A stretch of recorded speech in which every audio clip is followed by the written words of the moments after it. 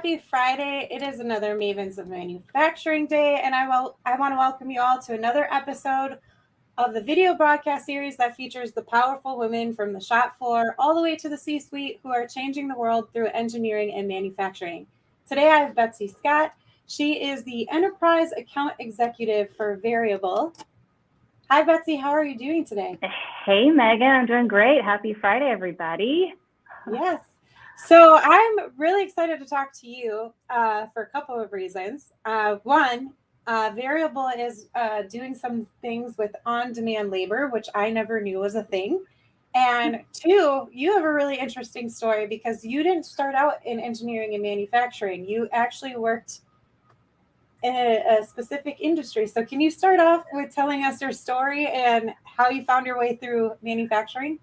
It would be my pleasure because it is very unique. But first, Megan, I just want to congratulate you on your 1,000 followers. That's awesome. Thank you. And you know, I'm not one to really get into the whole following thing because I think sometimes it can be one of those obsessions you get caught up in. But when I saw that, I was just like, wow, this is really cool. There's a lot of people. It's a milestone. Yeah. That really like Maven. So I must be doing something right. So thank you for bringing that up. I appreciate that. Yeah, you bet. Okay, so before today, the bulk of my career was spent in the funeral and cemetery industry. And I know that sounds random and it probably seems just crazy, but there's a reason behind it. So my dad's grandparents owned a small cemetery on the mountainside of eastern Kentucky, so like coal miner country.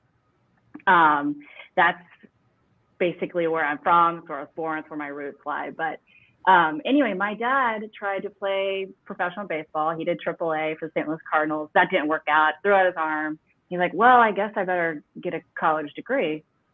And he got a civil engineering degree. And then at the time, his grandparents were like, we need somebody to run this cemetery, this family cemetery. He's like, I guess I'll do it. My mom's like, yeah, we just got married. You need a job.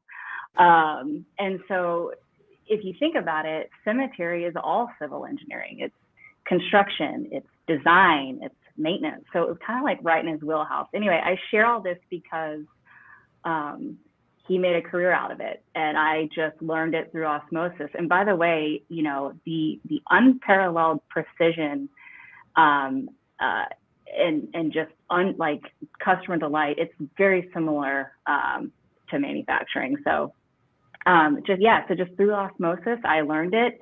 And then it really wasn't until my late 20s, so a decade ago, that I was like, okay, let me figure out what this industry is. And that's when I joined this company called Service Corporation.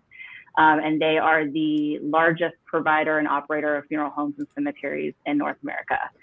So from there, I did everything from, this is going to sound crazy, but sales, corporate strategy, and then recently operations management. So I left that industry and my career in that industry as a general manager.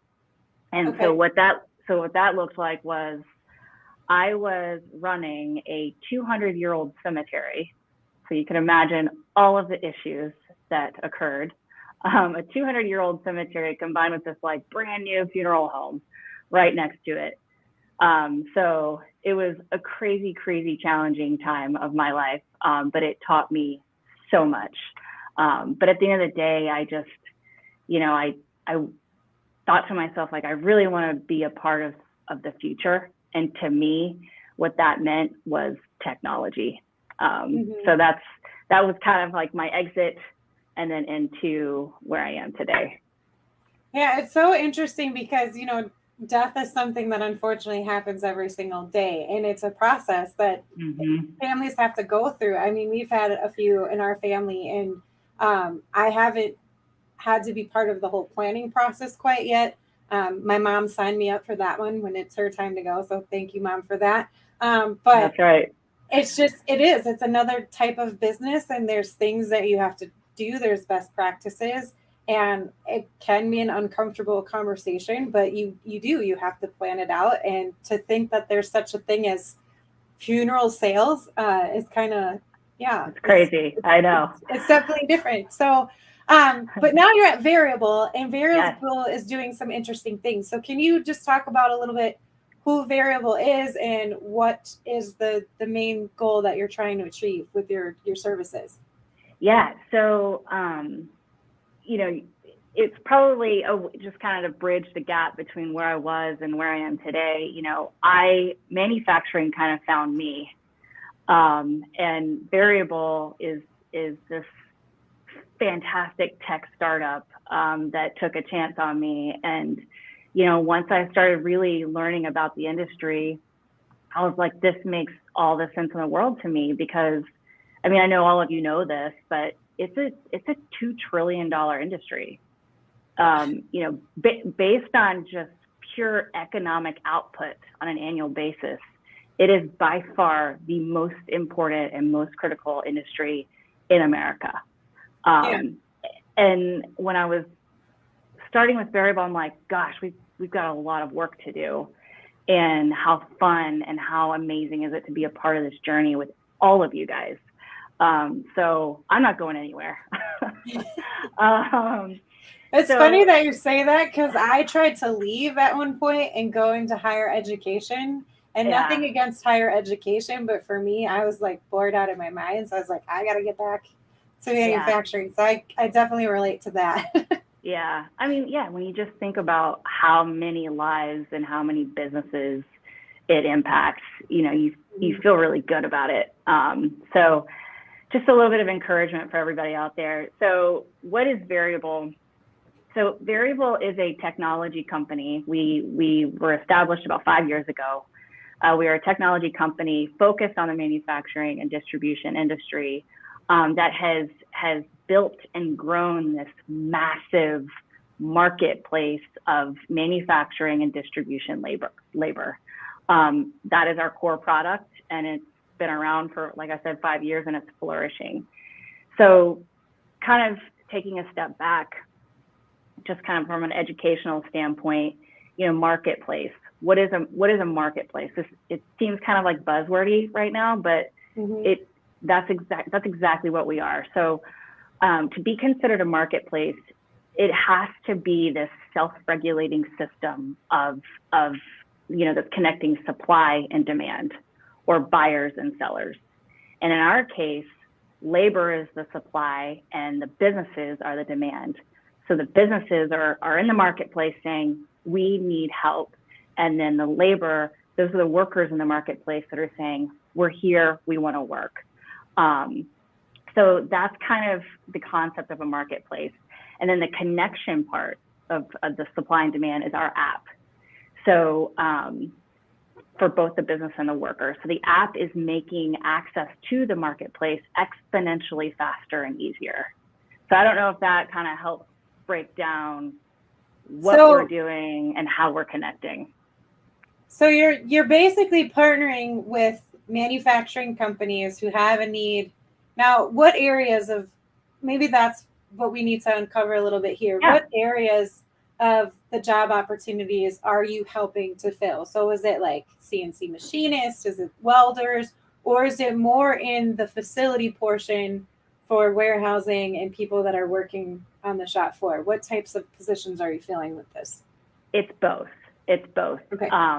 It's both manufacturing and distribution. So when it comes to manufacturing, it could be CNC, it could be welders and assemblers, it could be machinists, all of that, right? And then for the distribution side, it could be your general warehouse, pick, pack, material handling, forklift drivers. That is our vertical, and that's what we focus on. And okay. The best way to build the marketplace is through the business. We need businesses on the platform who are saying, hey, we need help in our manufacturing plant. We're a food production company, we need help here. Or we're a 3PL and we need material handlers here. The more businesses jump on the platform and start posting out this work into the marketplace, the more our operators are going to build. So to give you an idea, in 2021 over 2020, we grew our operator base. Operators are the workers, and we reverently call them operators for a reason and not just workers. But and we can talk about that too if you want. But we saw 234% growth in the number of operators on our platform in just 1 year. Wow. So it's huge. It's absolutely huge. And that lends to, and I don't want to get ahead of myself, but that just lends to the model of on-demand labor.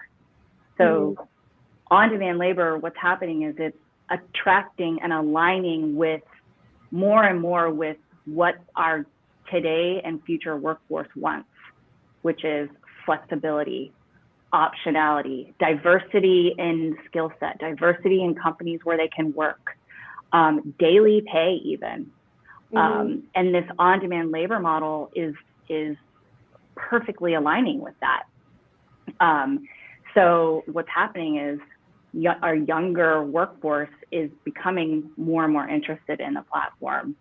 So I'll kind of stop there and see if that any questions in your head. I have so many questions with this. Go for it. On-demand workforce, I think it would help to define that a little bit more because, on demand, that's something that you want to be flexible, you want to be agile. We've all heard it in manufacturing with, on-demand products, and there's a lot of processes for companies to get to that point. When it comes to working, though, a lot of companies are looking for long-term employees to fill those positions, like some of the more skilled positions too, especially with CNC machining. It's very popular. So when you're providing workers to these companies, what is the time frame that they're looking for? Is it just contract work? Is it like 3 to 6 months? Is it yearly? Is it longer term than that? Or is it a variety of that type of work?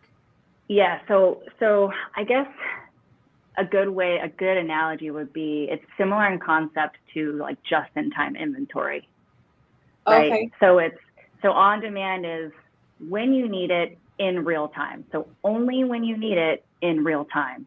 And that lends to the flexibility and the agility for the business. And for the operator too.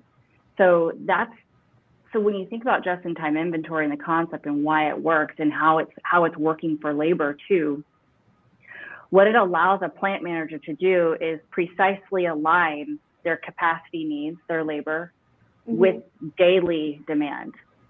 Demand right now is insane. It's unpredictable. It's volatile. It's surging. It's down cycling. You can't track it. You have forecasts, but it's just not. It's not precise enough. And it's like I think I've mentioned this before, but it's like 1,000 little paper cuts when it comes to your efficiencies, your productivity, your financial health, right? So what happens is with on-demand labor, just like just-in-time inventory, a plant manager or a distribution center manager can literally they can go into their Veryable portal where they've built this curated labor pool of on-demand workers. They've engaged, rated, they have the skill sets they need. They know these folks, and literally plug them in and out of their operations in real time to real demand. So that's kind of the concept around on-demand labor. Hopefully that kind of helps answer your question. So then in terms of like when things are at a downtime where there's not as much demand coming through and they don't need as much work, what then happens to your operators? How is Veryable setting up sort of like a safety net for them in case because I think, a lot of us know the reality of contract work. Sometimes you have a really good spurt where you're getting continuous work in, but then you have your downtime and you might be out of a job for a few months. How does Veryable help operators work around some of that downtime so that they're not hurting financially and missing paychecks that could help pay bills or help with their families? Yeah, so there's never a shortage of work. I'll tell you that, ever on our platform, ever. So, as we were just talking about, the marketplace is comprised of a bunch of businesses and a bunch of workers. So if PepsiCo over here isn't, posting, enough work, then it's going to be Kellogg's over here that's posting for the next week. So it's really up to the operator. From the operator standpoint, it's really up to the operator to remain fully engaged in that marketplace. Constantly be on your phone looking for the ops that are being pushed to the marketplace and just bid as much as you can, right? Okay. And secondly, because it's a marketplace, it's all performance driven. It is completely unbiased to anything else. So to everything. So the more you work, the more you're this like living, breathing digital resume that you've got, the more you work and the more you perform well, you're going to have high ratings. You're going to have a super high reliability score.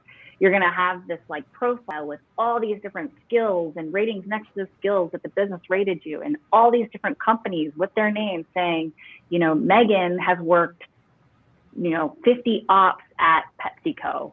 Or wherever, and that other business, Kellogg, is going to say, "Oh my gosh, Meaghan's going to be a tremendous operator because look at her experience," and it's all real, transparent performance tracking. This is kind of reminding me of those apps that are around now. What's the one? My husband and I just used it. The babysitting app, where you go on and you put in your location, and then it brings up everyone on the app, and then you can look at reviews and stuff. So is there a way for companies to actually write reviews about the operators too, so that when another company is thinking about hiring that person, they can actually look? Because you said it's performance based. So is there that type of review system too, where they're hearing from other companies who worked with them? It's not a review system in the sense that they're leaving testimonials, but it definitely is a rating system. Gotcha. Okay. Kind of like Uber. Like if I ordered an Uber and they had a 3.2 stars, I'd cancel it. Right. So, but also I don't trust that driver. Yeah, but also I have a rating too. And by the way, my rating on Uber is 4.8, and it just kills me that it's a 4.8. I'm like, why is it a 4.8? Well, isn't it my car? What's going on? Yeah, that's hilarious. No, but I was like, I'm always a really, really reasonable, considerate rider. That's hilarious. But yeah, it's you know, we found that the ratings and the reliability scores, which measure how often you're withdrawing from an op, how you know, just things like that, just like general reliability thresholds. So we're calculating that for all of our operators as well. So it's this concept of a meritocracy. I don't know if you've ever heard of that before. I've never heard of that. It's basically like, hey, yeah, it's if you look it up, it basically says you're going to get more opportunity. It's a concept where you get more opportunity based purely on performance. Which would make sense. Yeah. So with all of this line, so you have an app and you have operators going on the app. You have the companies that you're partnering with going on the app. I'm curious to know how many locations you have set up here. So one of the things that I would be concerned about if I was an operator is not having enough opportunity within my community that I live in, and then I would have to relocate somewhere or drive long distances. Are there occurrences like that where, you know, operators have to either travel long distances or relocate, or do you have enough opportunity within a certain amount of radius for them to connect to? So it's all market driven, right? So yes, if we go into a brand new market, it's on Veryable, people like me, to build the business demand. So it's kind of like Field of Dreams, right? So there is going to be a moment in an infant stage market where perhaps there aren't as many ops in, say, a Dallas or Fort Worth, where we've been for 4+ years, and there's just an abundance of demand out there. Just to kind of give you an idea, we're posting all of our businesses are posting well over 400, sometimes 500, 600 ops a day. And each of those ops are usually around 3 days. So, so yes, in a newer market or maybe a more rural area where it's more of a satellite area, it might not be as thick. But right now we're pretty well established in all of our markets. So the Southwest, Midwest, and Southeast. So Texas, Illinois, pretty much Chicago, in the outskirts of Chicago, Indiana, Kentucky, Florida, Georgia, Atlanta is our biggest market, has the most operators out of all of the markets. That's interesting. Over 30,000. Wow. I'm gonna have to look into that and see what's going on in Atlanta for all those opportunities. So then what is Veryable's vetting process then? How like do you have standard guidelines for both operators and companies that you partner with? And if they don't meet those guidelines, then you decide that you're not gonna work with them and include them on the app. Can you dig more into that for us? Yeah, so operators, they have to pass a background check. It doesn't behoove us, especially from a quality standpoint, like quality control standpoint. It doesn't behoove Veryable at all to have poorly performing, potentially background ridden work, operators on the platform. So we require all operators to pass a background check before they can even start posting on work. Okay. Once they've passed that background check, it's pretty easy from there. So they've downloaded our app, they go through this, digital background check process. Once they're approved, they're just creating their profile. Hi, I'm Besty Scott. I've got skills in warehousing and machining and assembly and forklift. Within these skills, I've got these other skills. And then I self-select and, beginner, intermediate, or advanced.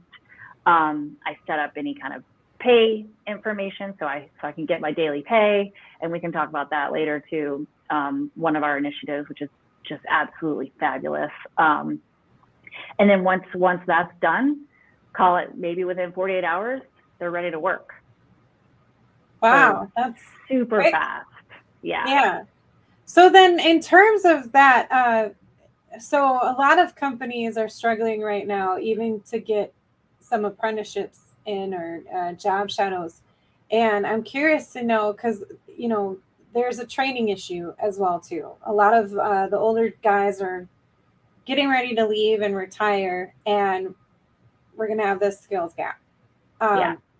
So does Veryable do anything in parallel with that to kind of set up, opportunities for younger generations to come in and maybe start building their skills that way so that they can get on the app? Like what's the age range?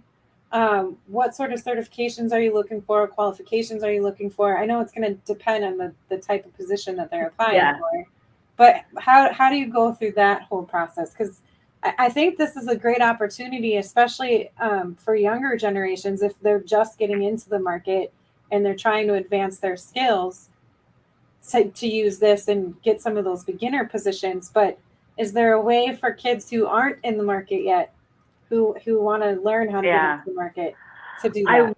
I wish I could say Veryable was a conduit for that, but the legal age to be able to enter into a contract, because they are 1099 contractors, is 18.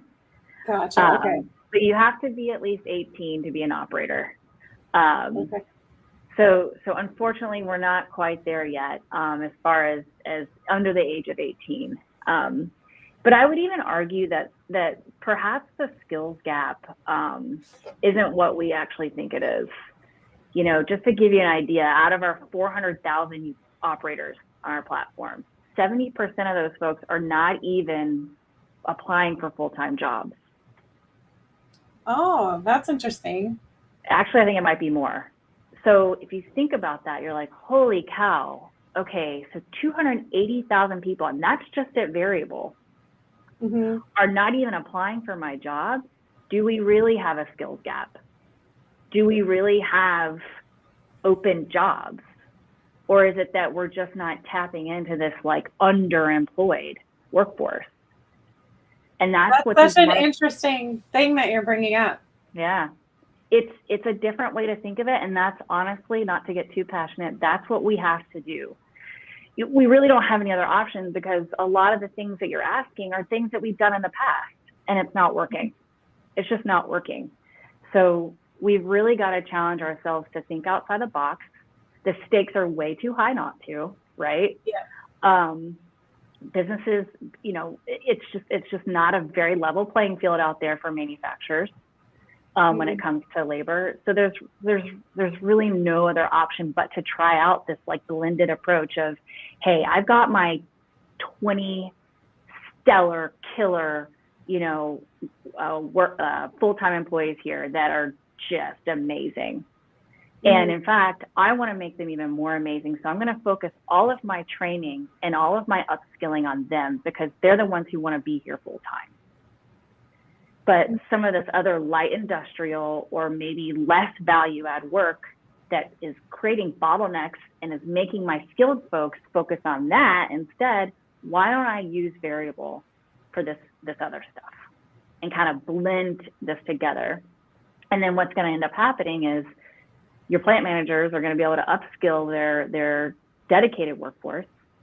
And then through just consistency, these operators are going to get on the job training at your facility. And eventually they're going to become more and more skilled as well. So you're making this market is what you're doing. You're making it. Yeah, that's such a goal. I want to go to the comments. Nikki Gonzalez said, hey ladies, I will have to catch up on the recording later. Nikki's really great. I just want to put a plug in there for her. Her and Allie G are actually coming up with an Automation Ladies podcast. So watch out for that. They are some of the biggest names in automation on the women's side. They do a lot of cool things. And Nikki also works with Colt Beam. So she said, I think there's a big mismatch in what employers want in a full-time employee and what people want to do and how they want to work. And she said, this is fantastic, the hybrid workforce solution for manufacturing. And that's a great way to think of it. It's a hybrid. And, not all positions, like you said, are in need of a full-time position person. And not everybody wants to work a full-time position. They want to have that flexibility. And you did mention before that you had some great things to say about the pay scale. And that's one of the things that I'm curious about too. How do you come to an agreement on pay? Because of course I don't know how people figure this out, honestly, and I'm not going to pretend to be an expert, but people will put a range out there. Sometimes I don't know where they come up with these numbers, but sometimes it can be lower than you're expecting or higher than you're expecting. But how does Veryable work through all that, working with so many different types of companies and so many different types of positions? So this is where that really crazy cool partnership of this marketplace plus technology comes into play. So if you remember at the beginning of, sorry, my mom's a teacher, so I get really teachery sometimes. So if you remember at the beginning of the show, we were talking about marketplace and that being this self-regulating system of supply and demand. So if you think of marketplaces back in the day, hundreds of years ago, the buyers and sellers were negotiating price. And that's essentially what's happening here in the marketplace, Veryable marketplace too. Businesses will come and they'll post, a day rate. So let's just, for easy numbers, this is not it, but let's just, because I don't do math in public, let's do $100 a day. And they post out whatever work it is. Let's just say it's assembly, it's something, food production, $100 a day. You're going to get $100. And those operators, those 30,000 operators in Atlanta, for example, say, what? $100? That is not enough. No, thank you. Because this guy over here is posting out for 150. Yeah. And so what happens is it creates this really cool competition thing, not only for the operators, but the businesses too. So that's where that self-regulation starts to happen. Does that make sense? That's really cool. Nikki's marketplaces are so powerful. Yeah, they are. So it's not a new concept, right? It's been around for hundreds, thousands of years. I mean, and I would even argue that women are the ones who started it, because the men were out hunting. They're out hunting and taking naps, in between trying to kill lions. And we're over here trading, cloth and food and take care of my kids while I go over do this. That's so funny. They're out there trying to kill lions, and here we are trying to exchange clothes and get a better fabric. Listen, they had to take the skin off those lions and make blankets. Right. They were going to get hypothermia. Yeah, right.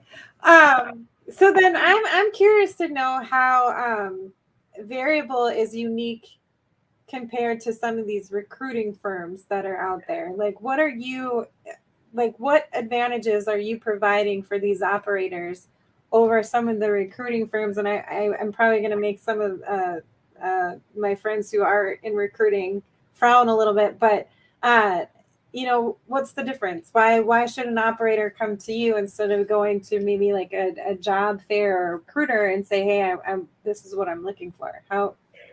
Yeah, How are no, you, and that's how are you unique? and that's a great question, and it's one I want to be very, very deliberate with too. Mm-hmm. So we are not, Veryable is not in the business of replacing recruiting, temp staffing, or even the full-time model. That is not what we're trying to do. You know, these tech companies come, they're like, oh, we're here to disrupt XYZ. We're not here to disrupt anything. All we're trying to do is enable more. That's it. So recruiting or temp staffing, they have a very dedicated and very important purpose. And like just one of them would be, okay, ABC company just got 17 new accounts and they need an influx, a massive procurement of headcount, right? Okay. So let's tap into our temp agency and let's also like put our recruiters on full blast. Whereas Veryable is all about finding incremental gains. So it's an operational solution, and that's something I probably should have started with at the beginning. Veryable is an operational solution for manufacturing and distribution. So it's kind of like being able to scale that capacity up and down literally on a daily basis at zero cost is a completely different solution than a temp staffing or a full-time concept. Does that make sense? Mm-hmm.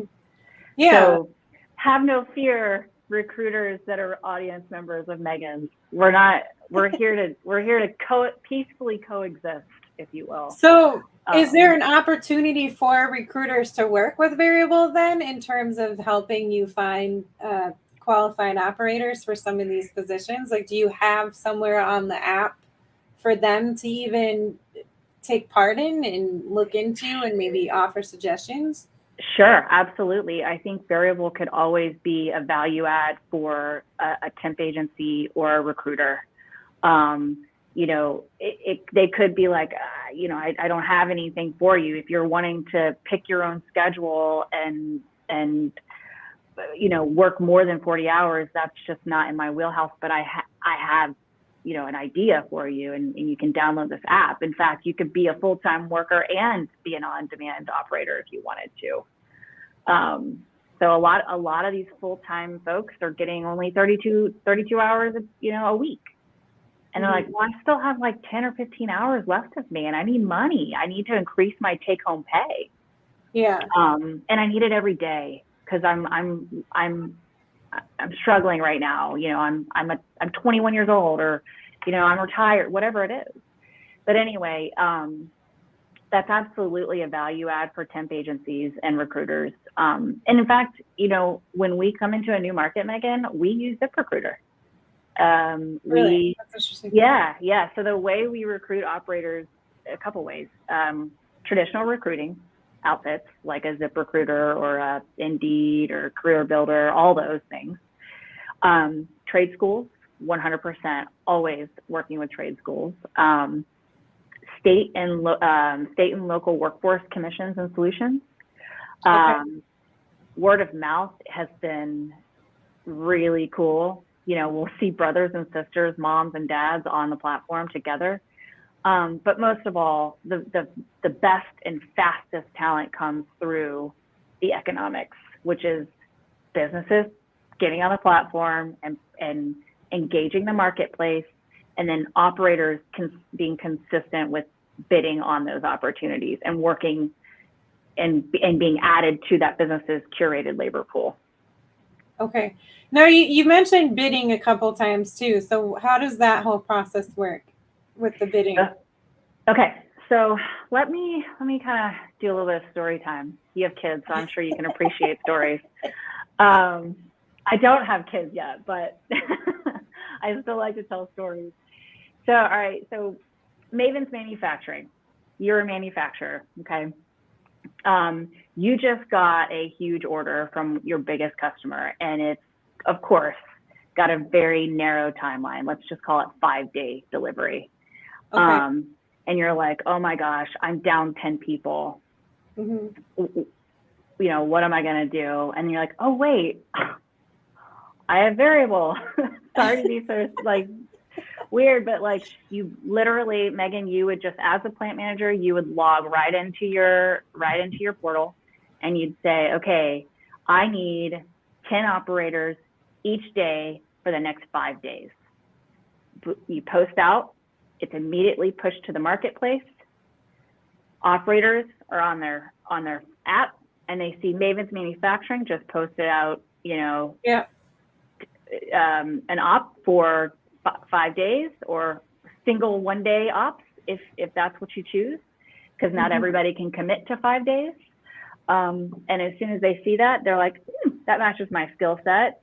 I like the pay.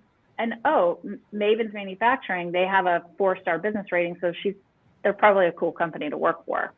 Okay. Safe, good culture, all that stuff. I'm gonna bid. And they just hit bid.